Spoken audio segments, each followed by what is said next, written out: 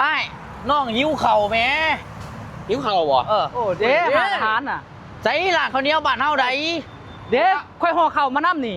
นี่ ใจ เออเข้ามานั่ง นี่บ่ใจนี่บ่ ปิ๊กเอ็น โอ้ หัน ผู้นี้บ่ เอ็ นี่ นหันเด้ ผู้นี้บ่ ไปลองเขาเบิ่งเนาะสิมีตำมะคุงอยู่บ่ล่ะ มีแหละมีตำมะฮุงเก่า อ่านมาจังไหนนี่อ่านมาจังไหนนี่ กินตำมักแตงที่ อ่านมาจังไหน ตำมักทั่วตำตำปลาแดก อ่า อะไร นเป็นดอก อ่านมาจังไหน อ๋ออันนี้เขาเอิ้นขวยอีสานกำแพงอันนี้ โอ้อยู่ไสนี่ อยู่พัทยาเหนือ โอ้ เออ ไปบอลให้เขาขายมะคุงค่ะ เฮ้ยเบิ่ง ไป ไปส้มตำกินบ่หันกับปิ้งไก่หัน โอ้เฮ้ยตารู้หมดไอ้ มันคือไรแท้ไอ้ ไอ้ หลาย คอยบอกกล้าไหมไอ้ ดีเว้ย โอ้ เบิ่งส้มตำเบิ่งรู้เบิ่งส้มตำเบิ่ง ว่า เอาตำข้าวปุ้นนะเอาตำข้าวปุ้น เรามาอยู่ไทยต้องโดนเราต้องพูดไทยให้ได้สิ เอาเป็นบอก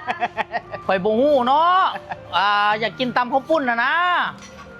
มีบ่ตำบักหุ่นมีบ่เบิ่งเลยมีบ่ตำบักหุ่น มีบอ มีบ่ครับมีบ่ครับ โอ้ย ก็กินแล้ว เป็นจะได้ ป่ะ กินเข่าวป่ะนี่ไอ้ ไปลาดไหม